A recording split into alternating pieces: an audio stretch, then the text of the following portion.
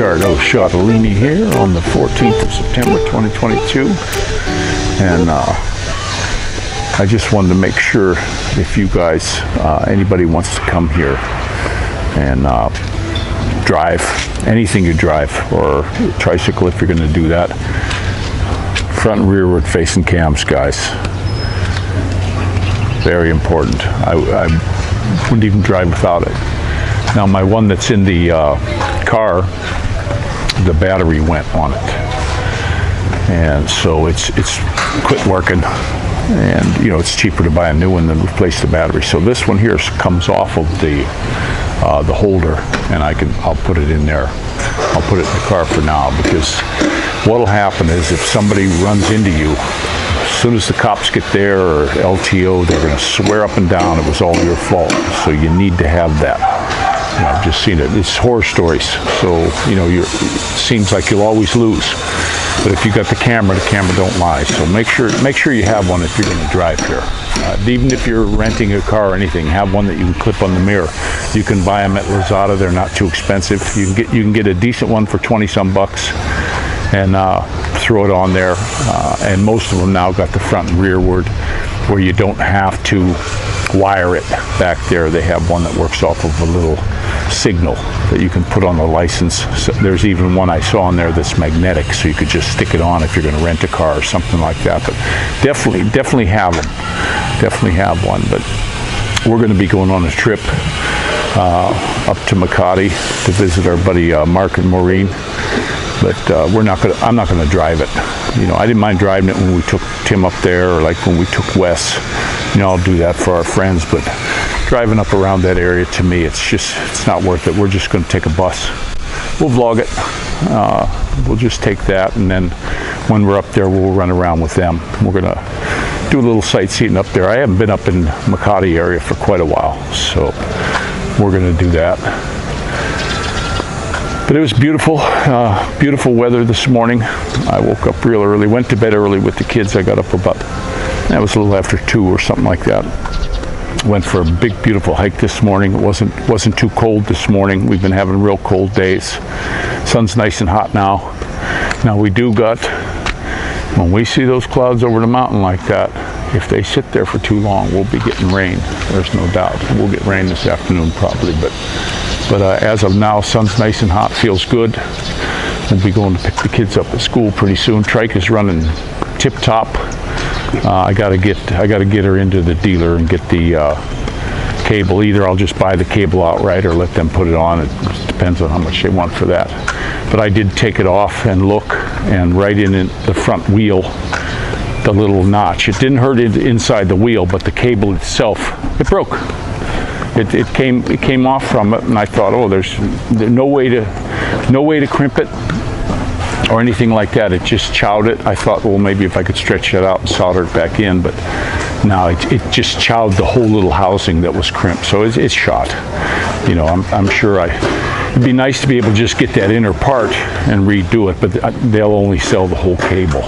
You got to get the whole thing, and the warranty's out on it. So, but you know, that's some of the stuff you get with this, you know, Chinese parts. It's a Yamaha bike, but it had a 1-year warranty on it. There was only 2,000 and some kilometers on it, which is nothing. You know, we're talking 1,300 miles on this bike, and the speedometer goes already. You know, that's just absolute horrible quality. And to me, something like that, you know, I've had bikes that had hundreds of thousands of miles on them and were 25 years old, and it was the stock speedometer cable. Yeah, she likes to go after, well, she's not really chasing the vehicles anymore. She just likes to bark at them, but she knows she likes to go for a ride in the trike, that's for sure. Huh? You are a trike puppy? You are a trike puppy, aren't you? But, yeah, I left that open last night. Nobody really bothers it around here, but I'll have to remember to lock that. But we're using it quite a bit. Like I say, we got gas this morning, and we came all the way from Maduro, and of course been running it around here. And I went up this morning, and it only took 9 liters. So, and we didn't fill it. I don't like to fill it all the way up past the thing. A lot of these guys will want to fill it all the way to the top, and then you got gas coming out the top. I don't like that. So as soon as it gets down, there's a little thing in the gas tank. It's about that deep with the hole in it. As soon as it's up to that, I'm done. I'm not filling it anymore. You know, it's trouble. It's just like your car, you know, where they'll neck it. And your vent tube, there's a vent tube in there that gets clogged. On the new cars, I wouldn't recommend it. As soon as that thing clicks off, it clicks off for a reason. And I don't like to overfill them. I had a car, one of my first fuel injected cars I had. I was filling it up, but it wasn't running right. And then by the time I get it down to the dealer, they check it over and they'd said, no, there's nothing wrong. It's fine. It's running great. I said, yeah, but it messes up. And then it occurred to me, I was necking it. I was driving a long way to work, so I was necking it. So I thought, okay, next time I fill up the tank, I'm just going to wait till it clicks off. And the thing ran fine. I never had a problem with it. So it was me doing it. It was too much, and the return, because that thing they send fuel at a high pressure up to the front of the engine, and what's not used gets sent back to the tank. You know, so that was my fault. It wasn't operating correctly, so it was like missing. It was, you know, a brand new car, and it was brand new, and it was missing, and it was my fault. So, and the same thing with this one. You know, it's got a carburetor on it though, but some of these fuel injected bikes too, I wouldn't overfill them either. You know, it's just not right. Now this bike I do like, because it doesn't have the tank. You know, a lot of times the tank's straddling the frame, and you'll run out of gas, and even the reserve will run out. Well, people don't realize, they'll be pushing their bike. They don't realize all they got to do is lean it over, lean the bike over, and get the fuel from the one side over to the other.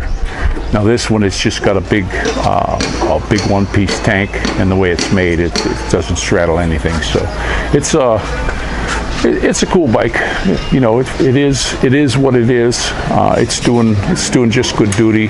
My son Matty and I ran up to the gas station this morning, and there was quite a bit of traffic, so I had to really zoom it up quickly to fit in between the jeepneys to get in traffic, and it pulled along really good. I mean, I ran it up pretty good revs to keep the power going, and it was fine. I got it up right in with the traffic by second gear, and didn't get in anyone's way. Was able to zip in quickly to the gas station, and we got our gas, and no problem. Then we zipped back, no trouble. So I'm really, you know, every time I ride it, I'm liking it much better. You know, I'm not afraid to zoom it a little bit. I did have to switch from the 91 gas to the 95 because it was getting a little bit of, you know, the valves were complaining a little bit if I gave it a handful. Well, that's gone now. You know, that's completely gone now. And now I've got pretty much the full tank is all 95 in there now, and it's running great. So, you know, you guys get here, I'm still recommending over any other vehicle, if you don't want a car, it's a trike. You know, these three-wheel, even my Piaggio or these other ones. You know, look at some of them. Watch that fella, Bud Brown. He had bought one, and I guess his was nothing but trouble. You see these guys, if you go to the dealerships, they don't show you this, but if you go in the back, there's boatloads of them in there having to get fixed because they're not running, and it's a lot of them. A lot of them are made in India, Baja, and they got a RE brand. And you go to these places that sell them, and it's amazing how many are in the back. You know, they're just not running. They're sitting there waiting for parts. I even asked the guys, wow, what's all the, well, we got to get the part. They don't here, they don't like to stock anything. Even the Yamaha. You know, if I wanted to get the mirrors, I had to order them. You know, yeah, you got to order those. When will that be in? Oh, 2 weeks. We're just like old brother, where art thou? We're 2 weeks from everywhere. We're a geological oddity. But they don't stock parts here, guys. None of these places. If something breaks, now that's why I like the Honda too. That was one of the things I asked them. I said, what if something goes on this? Oh no, we have a full parts department, sir. And they do. They've got a big parts department there. So if anything goes bad on this, they've pretty much got it, or they get it from another Honda dealer. Where some of these dealerships, you go in. Now, I even went to the Yamaha Y-Zone, the big one, right? Figure, okay, I should be able. They had 4 or 5 of these in there. Plus, they got a lot of the big bikes. They got all of them in there, and I thought, okay, cool, they'll have it, because I went to the 2 little ones, nothing. We have to order it 2 weeks. And I went into the big one. Guess what? Yeah, we got to order that too. We don't keep that on stock. And it's like a standard mirror stem, you know. And by the way, Yamahas, they're the only motorcycle I ever ran into. Could be on British bikes, I'm not sure, but they're left-handed threads on one side and right-handed on the other. They figure that way if you knock it, they claim it won't break your mirror and it'll just unscrew it no matter which side you hit. But guess what? That's baloney, because the mirrors are just all plastic crap anyway. So I got some aftermarket mirrors. They're kind of a little bit of the convex, slightly. They're not real bad. They're more like a little magnifying mirror, and they're working really great. And for both of them, it was 115 peso. And they're actually, I'm surprised. I'll show them to you. I'm surprised at the quality. And I got free shipping on the deal from Lazada. I says I was just going to throw them on because I was figuring I was going to have to wait 2 weeks for the Yamaha ones. And guess what? And I actually put the other stems I had to raise it up a little bit. But these are nice. They don't vibrate or anything. You know, they're nice chrome mirrors. You know, they're for 115 pesos delivered to my house, guys. So you can't beat that. And I didn't have to wait. They were here in a day or two, not 2 weeks. So, you know, getting anything other than like this machine right here, if something breaks on it, anybody and his brother along the road will be able to get you up and running. Where, you know, you get one of these trikes or these odd vehicles, and nobody's going to fix them. You know, it's just like if you have a older big bike, like a big Honda. Nobody's going to know how to work on it. Nobody's going to have the stuff for it. You got one of these little one-lungers here, they got all the stuff for it. Somebody will get you going, or they'll call somebody. And Filipinos, when you go to a place like that, they really want to help. You know, they're not jack-offs or nothing. If they don't have something, they'll call their buddy or their competition and say, hey, you know, this guy needs a hand. We got to get him up and rolling. And that's one thing you get here when it comes to these little tiny repair shops, is good service in a lot of them. You got to be careful, you know. You have to look at them and look at their tools, because some places I wouldn't go to. We actually have a friend that he has a very successful motorcycle shop, and when next time we go down there, I'm going to order the springs for the front end for it. He says, yeah, he can get them. And then they also have a disc brake for the front. And it's not that expensive, about 40 bucks, where you can change this out from the drum to the disc brake. And but as good as this thing's stopping right now, you know, if I do go with the 400cc, what I'll do is I'll take a wheel just like this one. I'll take this exact same wheel. I'll get my cable right here, okay? And I'm going to put that over here with a cable like I did on the other one. And then get it adjusted and get this, you know, that'll get it to haul down, because the brakes are working good at the speeds I do in it. But my other one was amazing, the braking power I had on that. I had all three wheels would brake. You know, I had the Trycycle one tied to the back brake on the pedal. I just drilled it out, put a little screw connector in there, and then used a regular, I used a rear end motorcycle wheel. And I had that connected to a rod working on it, and I never had any trouble. And when you hit those brakes, that thing really stopped. And I've also seen, I saw a Trycycle one time, this is a while back. That guy had disc brake in the back.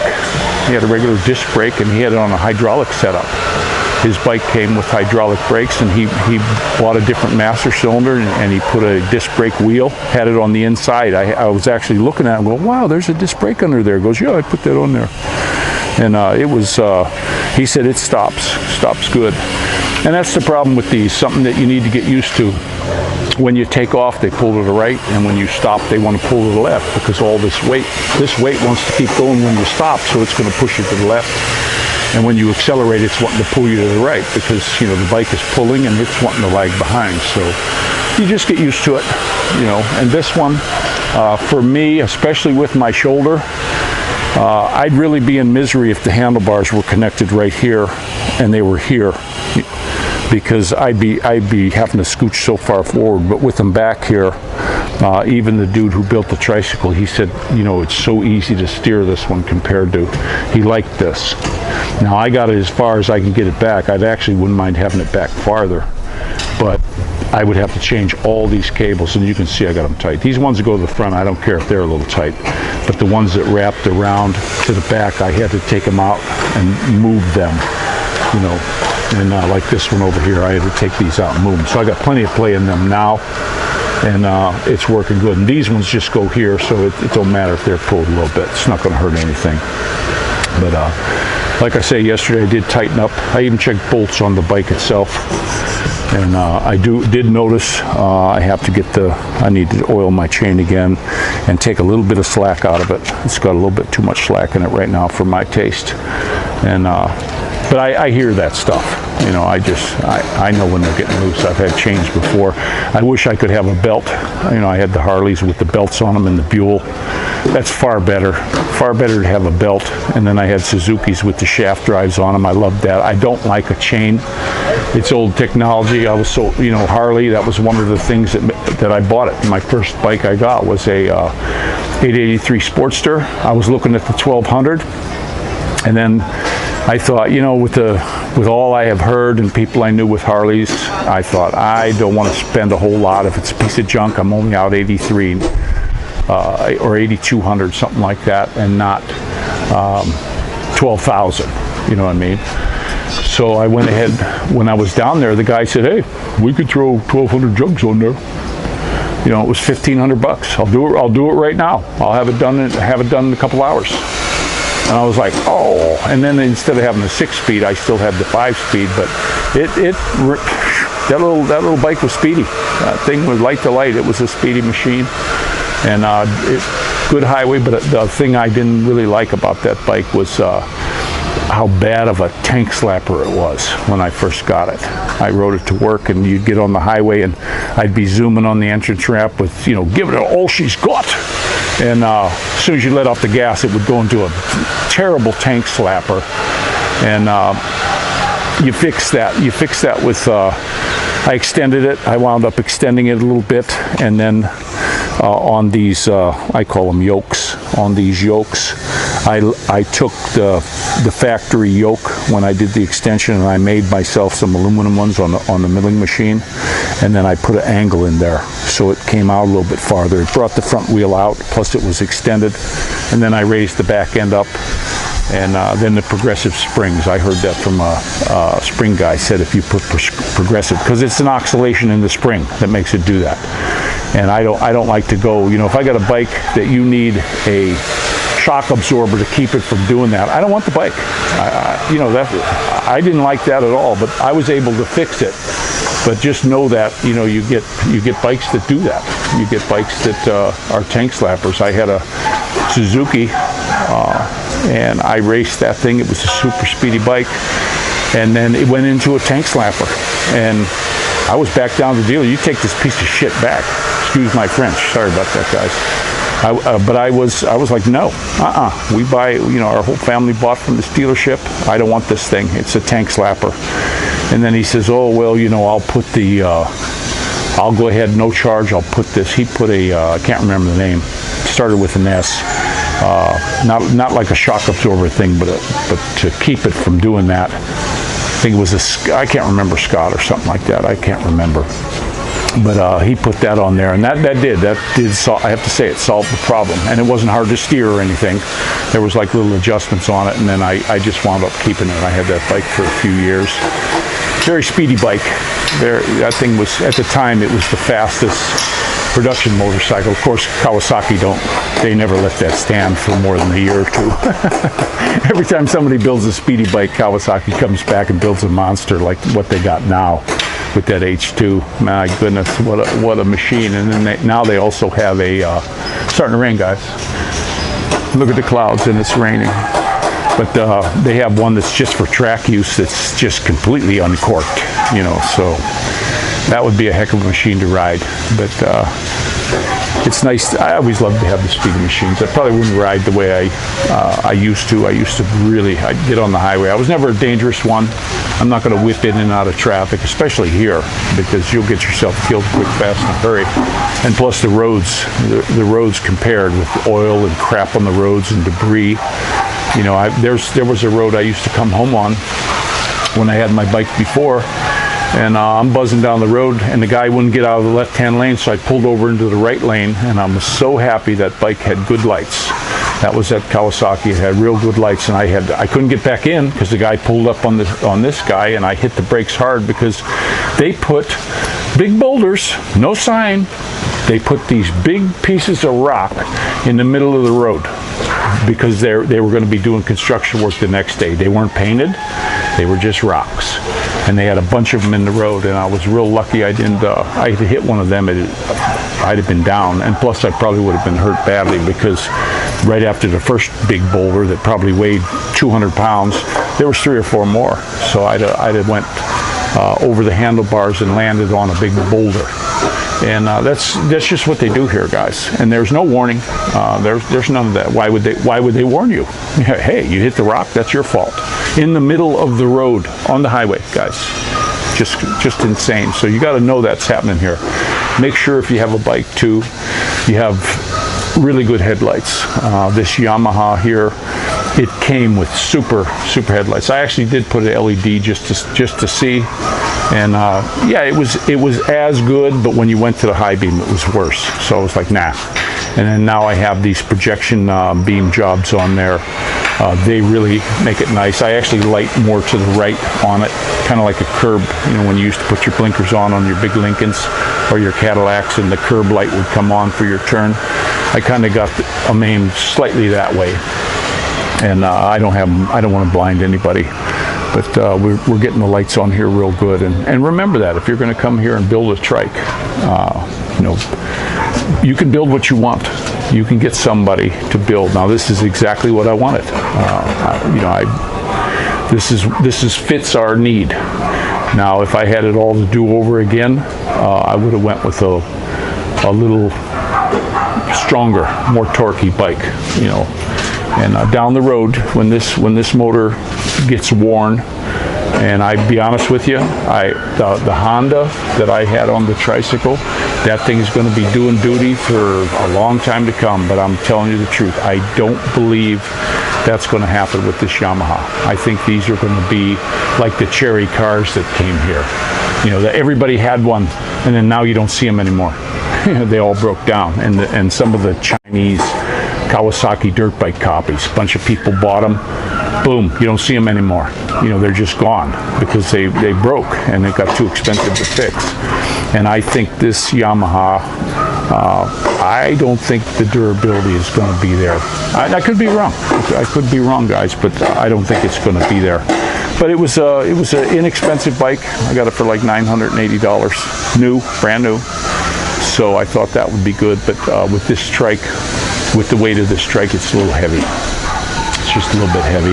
And they got that Motorstar 400. That'll be down the road after we get our Enduro thing done and all that. You know, I still want to get another bike too, you know, so I can have a 2-wheel bike to drive. So it all comes, you know, drops at a time. So, but I'm going to go ahead and let you go. We got some fellows over there. They're starting a new place. They came the other day, and I think they're starting 3 new ones now, plus all the ones they're starting already. And then we just heard from the workmen here, that house right there, not the one behind us, but that one, they're going to start tearing that down this week. So we'll get to watch them and see how they tear that down. It's a shame. I would have loved to got the one behind me to make a garage out of and like a workshop. That would have been the coolest thing in the world. But it's sold, everything's sold already, and the man bought that already. They'll be tearing it down and building his brand new house there, so they didn't want to keep it. But I would have loved that. I'd even painted it white for him. You know, that would have been a great garage. Pull the car in there, have the motorcycle, be able to lock all my tools up. You know, I call these windows that they put in there, I actually call these prison windows. You know what I mean? But they're good, strong windows. You're not going to bust through them easily like you can these.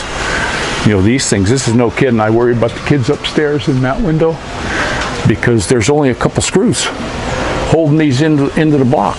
And you know, they jerry rig all this stuff in, and I guarantee you, if I grabbed the hold of this window up there, right there, and gave it a shove, I could probably push that whole window right out of the frame. And all of these, every single one of these right here, they're broke already. Every single one of them. I mean, look at this. It's not even moving right. So this is, you know, if I'd have been here during the build and I saw those windows coming in, I said, no, we're changing that. I want some good windows in here. You know, I got my buddy that's doing a place in Cebu. I was just looking at, they got a big walkthrough, going through the walkthrough, these people who built the house. And it's got really good double pane, kind of like the Anderson windows. Super nice windows, and double pane's really nice. Like for here, that would have been something, if I'd have known I could have gotten them, I would have got double pane because of all these damn chickens. Chickens and dogs barking all night. It just never quits here, guys. And there's not allowed to have chickens in here. But the problem is right over that wall over there. Everybody's got chickens. They got fighting cocks, and you know, they just damn things just crow all night. They never quit because they don't turn a light off. So know that too when you come. If you get in an area where you're not gonna like that, make sure you get in an area that don't have it. Or like me, if I'd have known, we would have been many streets up farther than we are now. But of course, we got them stinking barking dogs too, though. You know, we got these dogs up here. A couple of the neighbors, they're fine.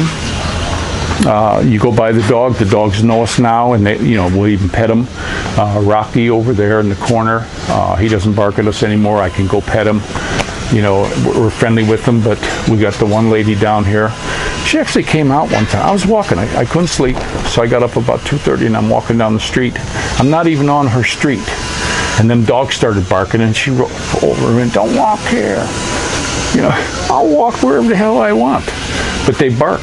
I mean, there's damn things, and they start barking, and I'm 200 yards away before they quit. They're just, you know, worthless barking dogs. I don't know why. You know, I've been here well over a year. You think they'd know me by now. I've actually gone up and petted them a time or two. But I'm not going to, you know, go for a different kind of walk just because of them damn dogs. If she's got barking dogs in the middle of the night when I walk by, put them in the house. You know, we put our dog in the middle of the house, and now she does bark at people out here, and we're hollering at her, but we're getting to the point where, like, if we go somewhere, we put her on chain now if we don't take her. So that's just because I don't want to bother my neighbors, you know, that's for sure. So, but I'm going to go ahead and let you go. It is a beautiful day, and this is Rickshaw out.